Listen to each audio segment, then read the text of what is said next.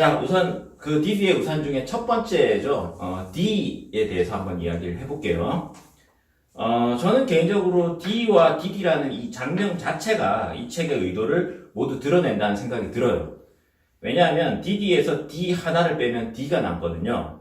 그러니까 DD로 인해 D의 삶에서 무언가가 추가됐지만 다시 DD가 부재하면서 D는 DD의 존재감을 강하게 느끼게 됩니다. 근데 이 부분은 소설의 서두에도 깔려있죠. 왜냐하면 DD의 우산이 부재해요.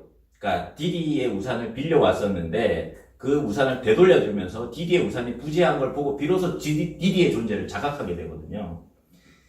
그러니까 이 전체적인 책의 컨셉은 서두에 다 제시되어 있다고 생각이 되는데요. 뒤에도 그래요. 보면 시종일관 세운상과 같이 지금은 사라져가는 것에 대해서 주목했을 때 강한 존재감을 드러내는 에피소드들을 쭉 연결하고 있어요. 대표적인 게 이제 약간 뜬금없이 나오는 에피소드인데 그 CD 플레이어를 훔친 노인의 에피소드죠. CD 플레이어는 그 세운상가에서 별 존재감이 없는 거였는데 그 노인이 훔침으로 해서 노인과 CD 플레이어가 동시에 존재감을 드러내거든요. 그래서 저는 이 소설이 그 과거의 유물 같은 진공관이 뜨거운 열기를 발하는 마지막 장면, 이 소설에서의 마지막 장면이 전체를 압축해서 설명해주는 장면이라고 저는 생각을 합니다. 그렇지만 제가 볼 때 소설 자체는 사실 박건일 선생님과 비슷해요. 뭔가 장황하다는 느낌이 있어요. 에피소드를 늘리려고 그랬나 하는 생각이 들고요. 그래서 저는 그런 이 책의 어떤 주제의식의 미덕, 그렇지만 형식 자체의 어떤 장황함, 이런 것들이 뒤섞여 있다는 느낌을 받았는데, 세 분의 첫 번째 총평을 한번 들어보고 싶어요. D에 대한. 그래서 이번에는 박헌일 선생님부터 한번 말씀해 주시죠. 읽으면서 느꼈던 것이 아까 이제 그 배상현 선생님도 말씀하셨듯이 좀 소설들이 지나치게 좀 장황하다, 흩어져 있고, 그래서 뭔가 줄거리가 느껴지지 않고, 그래서 그 줄거리가 느껴지지 않는 어떤 형식적인 시도는 충분히 저는 가능한데 그 형식적인 시도를 가능하게 만든 어떤 이 절실함이랄까 필요성이랄까 필연성 같은 것들이 저는 느껴지지 않았다는 게 좀 첫 번째 소설에 대한 제 감상입니다. 자, 그러면 이번에 이 소설을 추천하신 심진경 선생님의 말씀을 들어보겠습니다. 아니 근데 이제 제가 추천을 했는데 저는 두 번째 소설을 먼저 읽고 다른 잡지에 실려 있던 거를 읽고 그때 이제 좋은 인상을 받아서 이게 작품집으로 나와서 이게 추천을 했는데 D라는 소설과 그다음에 웃는 남자 뒤에 그 작가의 말은 나오는데 그거를 부셔서 다시 조립해서 만든 소설이다 이렇게 얘기를 하거든요.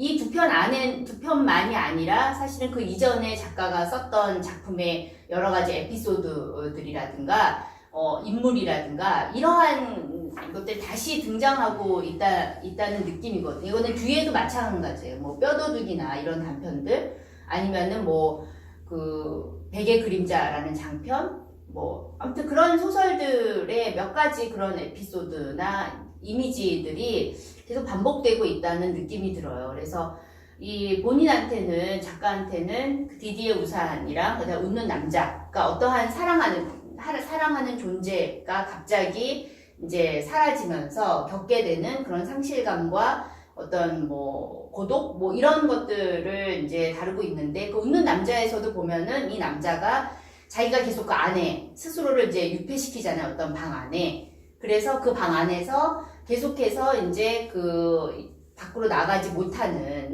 이 세계의 다른 존재들과 같이 이제 부딪히면서 살 자신이 없어서 계속 거기 있다가 이 사람이 마지막에 어떤 생각을 하냐면 그런데 이 바깥이라고 뭐가 다를까?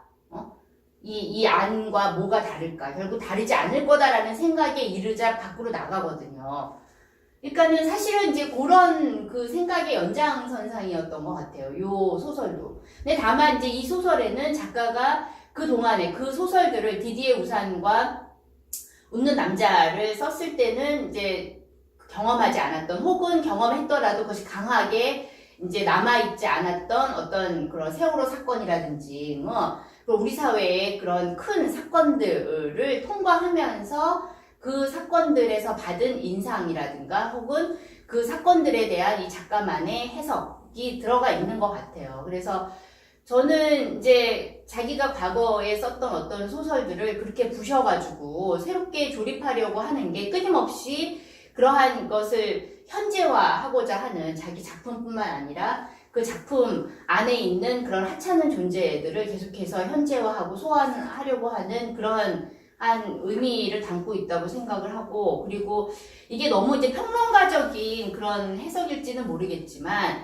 그냥 저는 오히려 그렇게 선생님은 이게 뭐 소설적으로 이 완결된 구성이 없다는 게 좀 이렇게 불만이었는데, 오히려 지금의 소설 문법이라고 하는 거는 우리한테 익숙했던 기존의 소설 문법이 아니라 계속해서 바뀌고 있잖아요. 모든 게 다 소설이 되는 시대이기 때문에 우리가 기존에 알고 있는 소설의 기준에 대한 생각들이 좀 바뀌는 계기가 되지 않을까, 황정은 소설이. 그래서 좀 이거를 그렇게 부정적으로 기존의 소설에 대한 기준점으로 놓고 뭐 부정적으로 보기보다는 조금 도래할 소설로 새로운 시각으로 볼 수도 있지 않을까. 뭐 이게 소설의 죽음인지 뭔지는 모르겠지만 아무튼 소설이라는 장르가 요새 다 에세이화 되고 있는 추세이기 때문에 좀 거기에 발맞춰서 가는 것이 아닌가라는 생각도 들었습니다. 예. 이 소설에 대해서 아까 사석에서 불만이 많았으나 우리 박인성 평론가 일단 이 소설의 디디의 우산이라고 하는 제목처럼 말 그대로 D로 조금 옆으로 확장되어 가는데, 그러니까 우산이라고 하는 게 이 두 사람의 에피소드에서도 나오지만 완전히 D를 가려주지 못하고 살짝 어깨가 옆으로 빠져나가서 젖어야 한다라고 하는 것을 이제 그 운명을 같이 감내하는 거. 그러면서도 조금 더 자기네 집으로 가는 이 거리를 그 동선이 길어지지만 거기를 같이 기꺼이 어느 정도까지 동행해 간다라고 하는 이 차원이 사실은 이 소설에서 가장 강조하고 싶은 어떤 함께 산다는 감수성의 영역인 것 같아요. 그러다 보니까 이 소설은 어떤 필연적인 방식의 접속법을 활용하기보다는 여러 가지 파편화도 되어 있고 덩어리로서 제시되는 여러 기억이나 사람들이라고 하는 것들이 옆에 그렇게 우연적으로 조금 달라붙는 뭐 이런 방식의 아마 연결 방식을 활용하지 않았나라는 생각이 들고, 그러다 보니까 이제 수미상관은 확실하죠. 처음에 나와 디디가 함께 공유했던 어느 날 갑자기 번개가